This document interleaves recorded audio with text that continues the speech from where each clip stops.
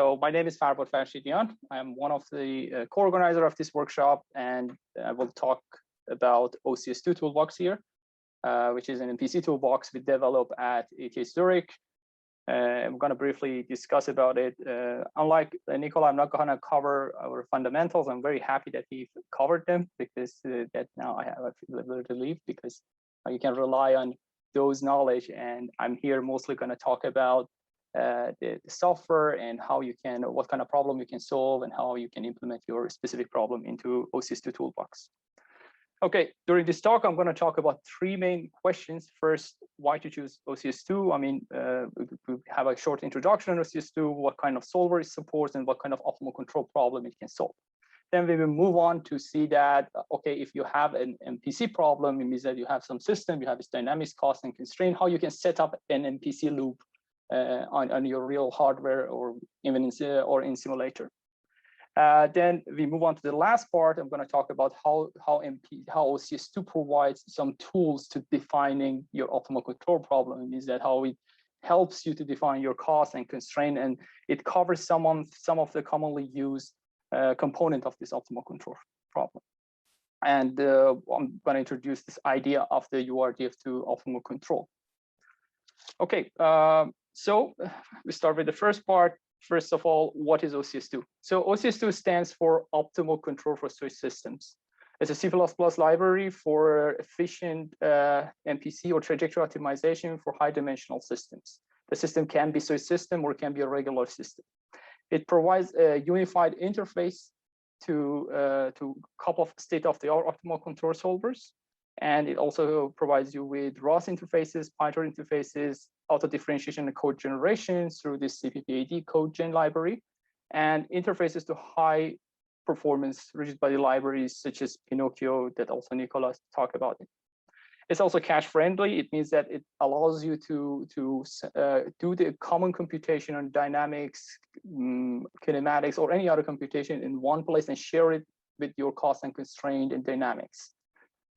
It's constantly evolving and extending, and it's always verified on many different platforms. Here at RSL, we have access to many platforms, and they're actually using MPC in their control pipeline. And it's always, whenever we come with a new feature or we do a new update, we make sure that all the robots that we have in lab are working properly. Now, maybe a little bit of history here. I think it puts this effort into the context. The project of OCS2 initially started around 2016 at ADRL in ETH Zurich. So it was in the middle of my PhD. So we started very first experiments with this ball system, which is a ball balancing robot. You see the version of it with the arm in one of the videos, this video. And then afterwards, we started a bit more complex system, a quadrotor. And around 2017, we managed for the first time to run this on a legacy system, which was HiQ. But there was a bug there. It was using an off-board compute because, first of all, the computer on board was a bit old. Second, the computation was not, we cannot run the computation fast enough on board. So therefore, we always had one computer somewhere and connected by a cable to robot in order to do the MPC. And then we eventually extended this to also non-torque control robot for kinematic planning with this mobile manipulator system. Around 2018, the project moved to RSL again at ETH Zurich. It was the time I started at RSL working, and we made the next breakthrough, and we managed to run the whole of our MPC on board using just onboard computer. I think the biggest thing was that we improved our solvers computation a lot, and second, the computer was better, and also we introduced this idea of the frequency aware MPC, which allowed us to also use the feedback gains in our planning. And after that, it exponentially just continued. We added more and more robots, and it brings us today, which I'm going to talk about this new release and new interfaces. Okay, so now the next question is, what type of optimal control problem can OCS2 solve? So as the name suggests, it solves the problem for switch system optimal control. So I'm going to give it an official definition of that. For switch system, we assume that it's a time-triggered sequence of optimal control problems. It means that you have problem number 1 to problem number n, and at a given time, you are going to change from one of these problems to the next one based on some jump map. It means that the final state of one of these problems will go through this jump map and defines the initial state for the next problem. The times can be also optimized, but for sake of this discussion, let's imagine that the sequence in times are given. Now, what we will have here is for each of these problems, we can have our conventional optimal control problem, which consists of some cost, system dynamics, some state equality and equality constraints. I'd like to talk about a couple of terms here that you will see during this talk a lot. So first of all, the first time we call it initial time, nothing strange. The final time called final, and the intermediate ones are called as event or switching times. And any time period between two switching time will be called as an intermediate times. So therefore, in OCS2, you will see terms like intermediate, cost, and constraint. Often we drop the term intermediate. It means that cost and constraint that are effective during between two switching times. We have pre-jump costs, which are effective only at the switching times, but using the state before the jump map. And also the final time, which defines that what would be the cost to go. And some of the MPC frameworks, they call this heuristic function. So you should note that this pre-jump cost and constraints or jump map stuff just start to play a role when you're actually using a switch system problem. For a regular system, you would just have intermediate and final. Okay, now, next question, what solvers does OCS2 use? OCS2 comes with 3 different solvers. So the first one is Differential Dynamic Programming version, which we heard about it in the previous talk. So it provides both continuous time domain version and discrete time, known as SLQ and iLQR. It also provides a multiple shooting SQP, which is interfaces the backend with HBIPM. And it also have a path integral based optimal control solver, which is, we call it for short PISO. This is the only stochastic optimal control solver that we have in the toolbox. The other are deterministic. So of course, we're not using the original algorithm. Most of we did a lot of extension to this. Maybe the first and obvious one was we extended them to work with the switch system, and more importantly, we enabled them to handle constraints. Across the toolbox, we are always handling state input equality constraints through this projection technique. That means that we use augmented Lagrangians, we define some Lagrangians, and then we resolve the Lagrangian and define the problem in a lower dimension. It helps also for efficiency of the problem. For state-only equality and inequality constraints, either we use relaxed barrier or augmented Lagrangian technique. I'm not going to talk about the details. It's consistent across all the solvers. I mean, we tried it. This augmented Lagrangian is the newest development of our group, and we show some example of how it helps us to respect the joint kinematics and torque constraints in this box pushing task. And the final thing is the incorporating frequency domain constraints. This is a feature that you need to have if you're dealing with the real system and you want to implement your MPC on a hardware, right? You just don't have temporal spatial constraint like this path constraint. You also have some bandwidth limitation of the actuators. So you want to have some tools to be able to shape your panel, shape your solution in the frequency domain. Means that I want to, for example, confine them in a lower frequency because your actuator cannot track high changes of the torque. So this can be done through this frequency domain approach.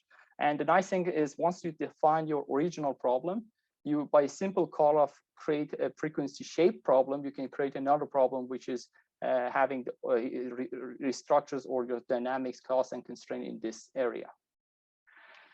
Okay, now I think with this we covered the main feature of this OCS2 and what it has. Now we will move to next part. So how to set up an MPC loop for your given problem in simulation and hardware.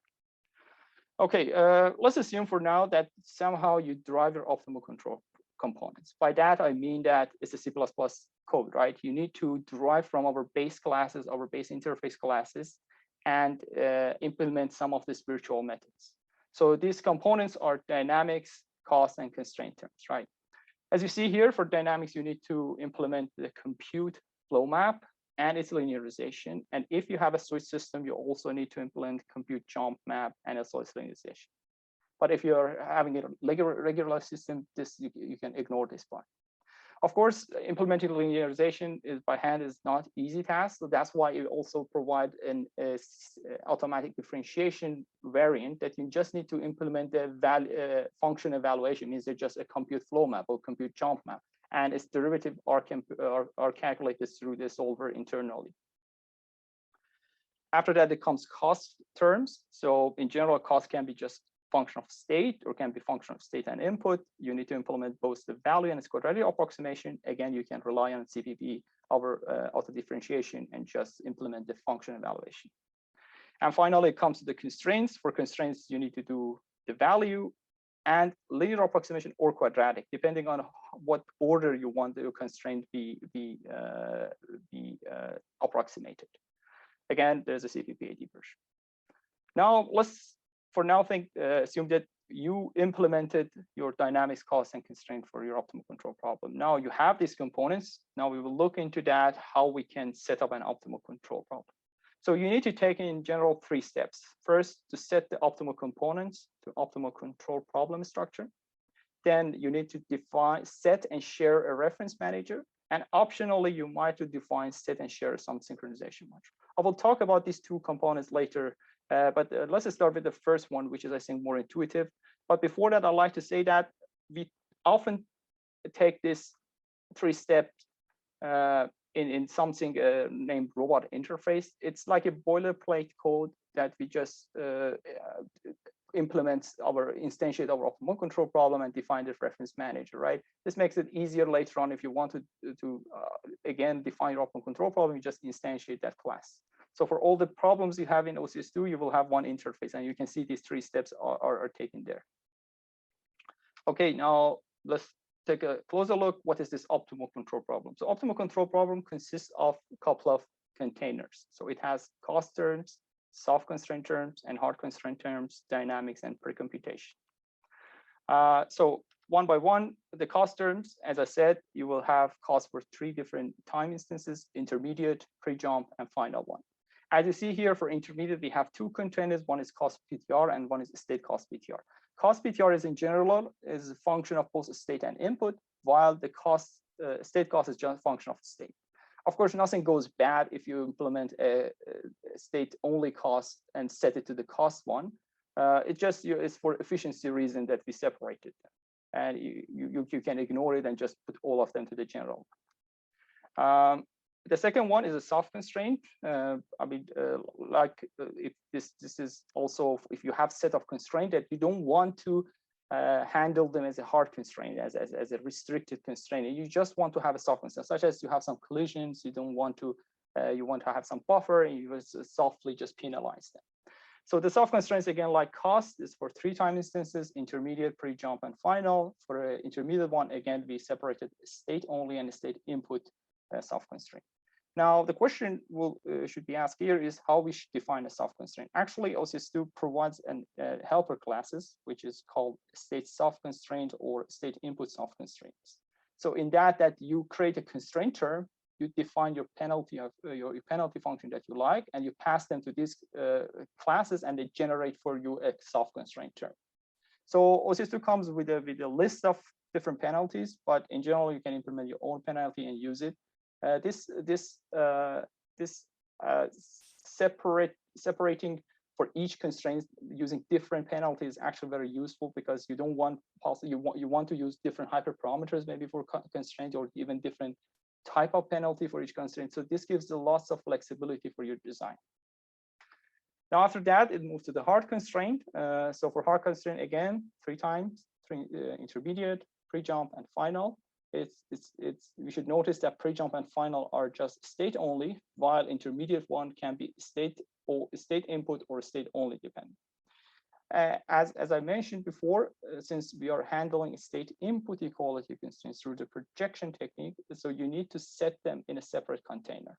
So you see that for the state input, we have a separate container, but for a state only equality and general inequality, we have two other containers. You should notice, since we use projection, you should guarantee that your state input equality constraint stack are full row rank. If it's not the case, it's better you use the soft constraint technique. Now this brings us to the simplest one, the dynamics. Yeah, it's easy, just single field. You just set your dynamics. And finally, something named precomputation. This is the part that I talked that OCS2 is cache friendly. It means that this class allows you to do a computation that you can share between your cost constraint and dynamics in that class. And how that works is solver sends a request message to this class. And based on that request message, you decide what kind of common computation you can perform. And once that's done, this precomputation instance will be shared between your cost constraint and dynamics, and you can use that cached value inside. So as a general rule, we don't suggest you to implement the cached version of your problem first. It's better you start with the non-cached version. Because it's more reliable. I mean, it's less chance you make a mistake. Often the mistakes that you make, you will get it with the compiler. But with the cache, once you have that, for gaining more performance, you can use it as a benchmark and implement the cache version and make sure you get the same result. Now, with this, we set up our optimal control problem. Now we come to the two other steps that I said that I'm going to explain it in more details, which is called the reference manager and solver synchronization modules.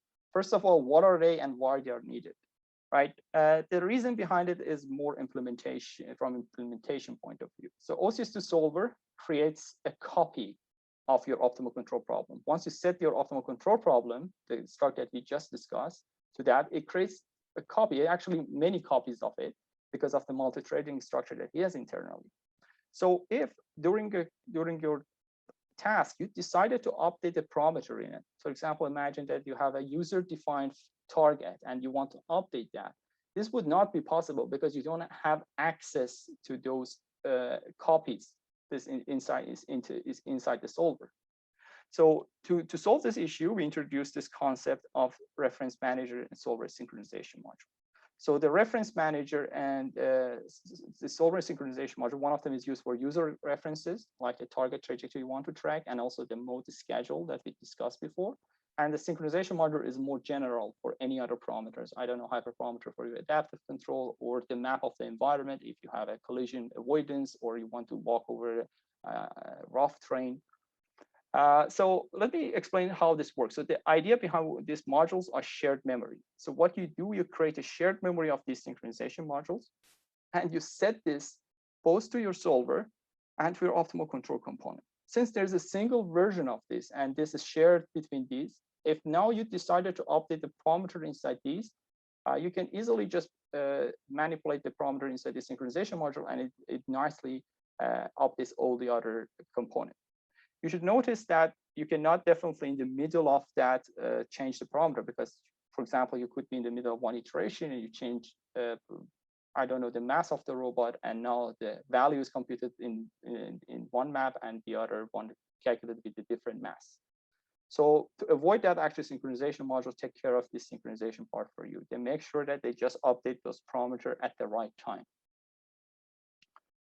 Now with having this, you're done. You have your optimal control problem and all the modules that you need. So now you want to put this on hardware. To do this, I mean, you have your optimal control solver, which you set your optimal control problem into it. You might have some you're going to get the initial state, and it will optimize it and give you the optimal policy. You might have some references like target trajectory, or what would be the gate sequence or mode schedule of your problem. You might have some other solver synchronization module like map. Now, the question is, how should I use this inside my tracking controller on the robot side? So for that, we introduced this concept of MRT. MRT means the model reference tracking. It means that it's gonna to generate the optimized references for state and input at the robot side. So what you need to do here, you need to make sure that this MPC and MRT are communicating properly together.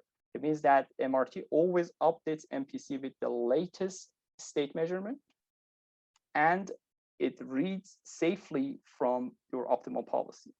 This means that you should prevent data racing, because if you're suddenly reading the policy and the MPC start to writing it because a new update arrived, this shouldn't happen. And you need to make sure that you always, for example, use the latest state, and you don't want to use old versions. As you see that here, I'm borrowing terms from ROS, but this MPC and MRT has both ROS and non-ROS version. So for a non-ROS version, you can use ROS or you can avoid using ROS. It's a choice for you. Okay, now let's see a simple example here. So we will have the cartwheel example. So it's a very famous control example. So you need to, by deaccelerating this cart, pull up this, swing up this pole and balance it there. Now, how you need to do it, the first step, set up your optimal control problem, is you define dynamics here. You see that we are defining the dynamic pointer and we're setting this to optimal control problem. This problem is very simple. It has just a quadratic cost that penalizes deviation from the upright position. So you define a quadratic cost and set it to both intermediate and final cost. This problem doesn't have any reference manager or a remote schedule because it's a super simple problem. Once you did that, you have your MPC problem. So you can create the MPC and launch the node. Of course, you need to write some visualization pieces there on MPC. The OCS2 also have some helper classes for that. But now you have your node. You just instantiate this and instantiate your MPC, and you launch the node through this MPC MRT interface that we discussed. Okay. This brings us to the last part of this talk, which is how to define the problem. Now, so far we assume that you somehow have that optimal control problem components, right? You have somehow drive your dynamics, somehow drive your cost, somehow drive your constraint. Now, in reality, you need to do it somehow, right? One way to do it is through cheating, right? Let's say OCS2 has 6 different platforms in it, which you can look into that and see that which features you want and how they are implemented, and just get inspiration from them and implement in your code. The documentation page gives details of specification of this example. I mean, they're covering from the legacy system to a mobile manipulator with the self-collision avoidance, and also some toy problem like this double integrator. But I mean, we can not cover everything, right? So there would be something that would be specific to your robot. Now the question is how we can help you to actually define those. So here is the idea. We want to provide some sort of helper classes to you that from your general description of your robot, let's say that URDF, defines specific optimal control components like your dynamics or your constraint. So for that, we have 5 different tools here. First, we need to create a nice interface, an interface to a rigid body library that is capable of doing that. For that, we are also using Pinocchio. So we are creating a linear interface to the Pinocchio, which with the nice thing about it, with the URDF model, you can get your kinematics and dynamics, and this means that you get support for most of the commonly used models. Like if you have a full dynamic model or a kinematic model, you can easily by Pinocchio generate. We also provide some support for a bit more unconventional models like that, this Centroidal model. If you have participated over talks from Scott or Marco, you have seen this sort of model, Centroidal model, is used extensively for a legacy system robot. The idea behind this is you have a model which just contains the centroidal dynamics plus the kinematics. So what we provide here for you is a class, a helper class that gets the URDF and the name of the contact frames and generates for you the dynamics. So I go very briefly what this model look like. I mean, the state are the angular and linear momenta plus the pose of the base plus joint angles. And its action space or input vector is the 3D and 6 3D forces and torque. and at the contact points and velocity of the joints. So the derivatives are defined by the centroidal dynamics, which is the Newton-Euler technique. The centroidal momentum matrix is used to define the derivative of the time derivative of the pose, which you see that is also incorporated changes in the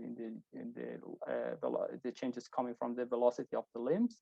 And the final one, joint kinematics, is a very simple mapping. So all of these stuff we are using Pinocchio to extract the centroidal model and the centroidal momentum mapping.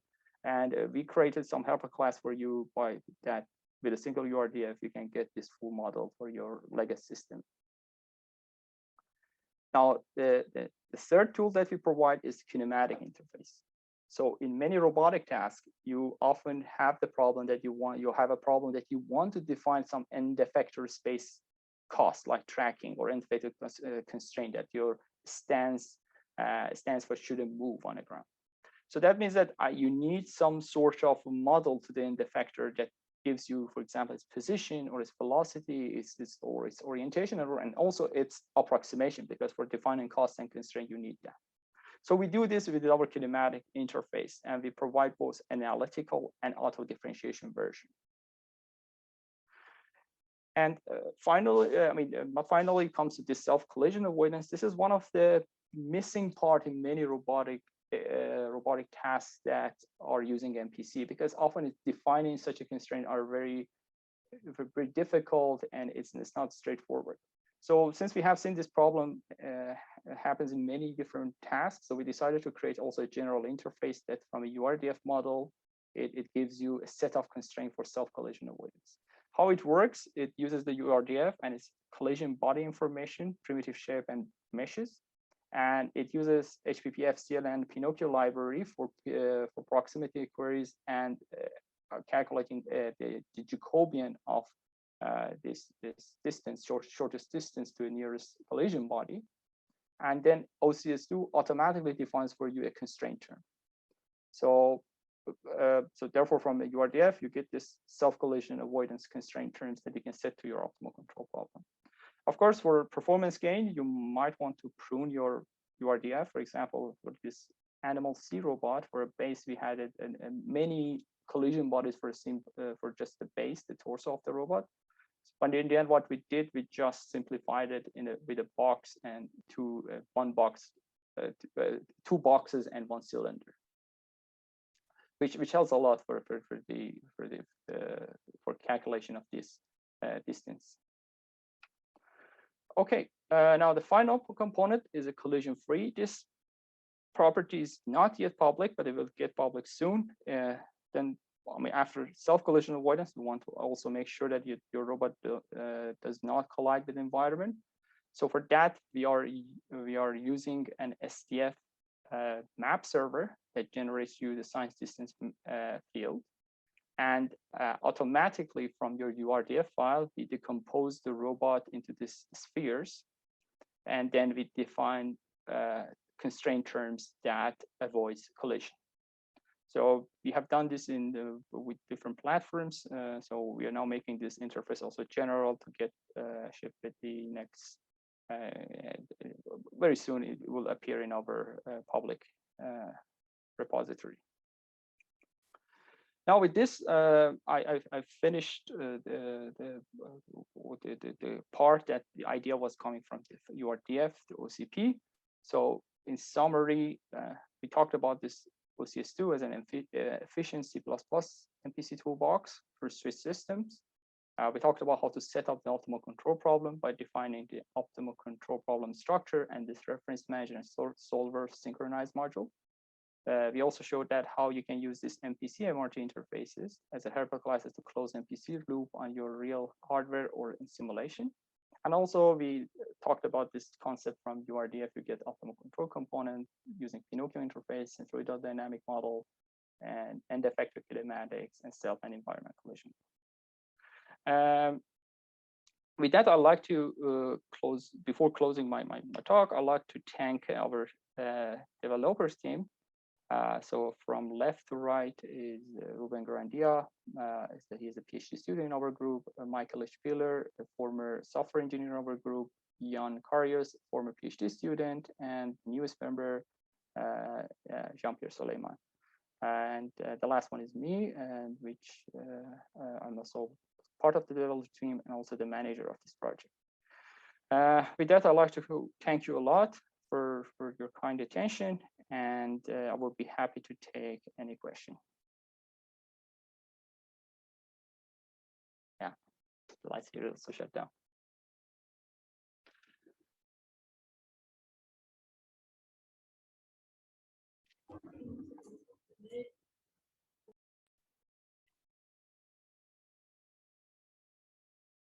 Okay, I think we have around 5 minutes for Q&A part. So like before, yeah, feel free to use the raise hand button and speak up. We can unmute you, or you can feel free to type questions into the chat.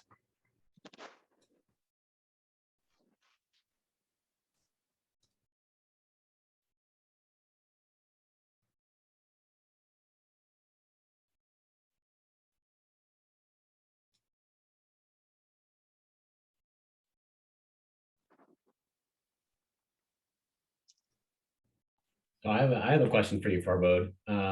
What all are you parallelizing? Like what pieces of the problem are you computing in parallel, and what's still kind of inherently serial, and what are like the current bottlenecks in your computational approach? Yeah, so the linear quadratic approximation of the problem is the linearizing dynamics and constraints are happening over in parallel. Depending on the solver, the answer changes. So for DDP-based method, we also use we are defining we are breaking down our horizon into smaller pieces, and we solve the DDP problem, each of them, and make sure that we have this connectivity constraints for the DTP. For multiple shooting SQP, this doesn't happen, but everything happens in one run. And yeah, and search strategy often happens in the parallel, because you need to search over different step lengths.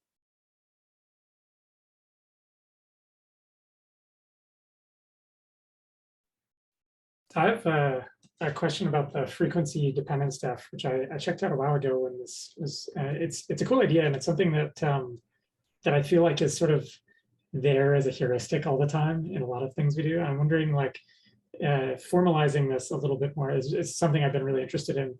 Do you see like an interplay between this and like the lower level control? And I think this was something that came up in the last talk as well, this idea of like, how does MPC sort of interact with the lower level controller? I think is a very deep question that hasn't been really well studied in our community. And like, this is yet another sort of like, you know, thing in that direction of like needing to reason about the lower level controller in the MPC, you know, in this case, in sort of the smoothing. Yeah, I guess thoughts on this in general, like this lets you use, I guess, the LQR gains more effectively, but I think the same sort of thing would apply with any lower level controller, right? Yeah, that's true. So this I mean, this allows us also to, because we did this study, we showed that if you with this approach, you can actually significantly reduce the amplitude of the feedback that comes from LQR, and then you can actually use that to feedback your MPC between two updates, right? You can, so now you can easily go lower to 30 hertz. As you said, that this is one, I mean, this is one outcome of it. So we just smoothen this LQR gains, but in general, also the feed forward solution, the optimal state and input trajectory get in very smooth.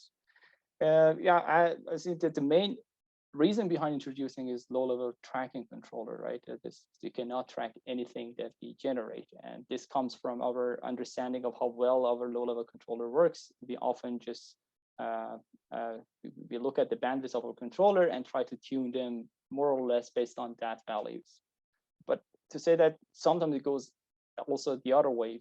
Sometimes we encourage to have a high frequency content in our solution. For example, you have a loss of stiction friction and you want to break them, and otherwise your tracking controller will not work well. And then you actually do the reverse. So you encourage them for high frequency solutions.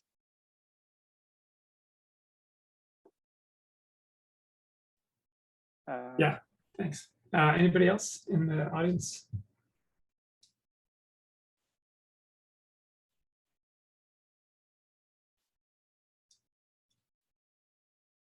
There's another question from Ibrahim. Yeah. Ibrahim. Hi, do you hear me? Yeah. Okay.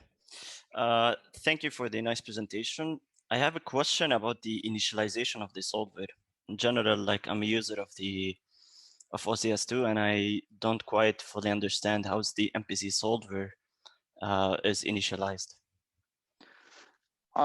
Yep. So this is an interesting area, right? So in general, OCS2 requires you to define your initialization yourself. So you have there's something like initializer class, which most of the solver require, which will give you starting and final time, and you need to somehow come up with the initial solution. For many of this task and the implementation that we have, we are simply using the current position of the robot, and we are assuming that over the time horizon will keep the same thing. But if you have, for example, a legacy system, you also make sure that the contact forces are good for static balancing. It often is enough, but you can imagine that can have a significant effect on finding a good local solution, right? Because with a good initialization, you can skip that local solution and go to the next one. This can be addressed through some sampling-based method or some reinforcement learning technique that just propose you an initial solution, and from that point, MPC starts to optimizing for more optimal and feasible solution. So again, this OCS2 leaves this to the user. So it has this default behavior if you don't want to define your initializer. Otherwise, you need to implement this as well. Okay, thank you.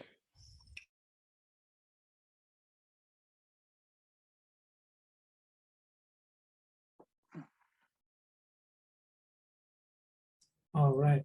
So thanks a lot, Farbod. That was great. And I guess it's just about time to switch over to the last of the tutorial talks. So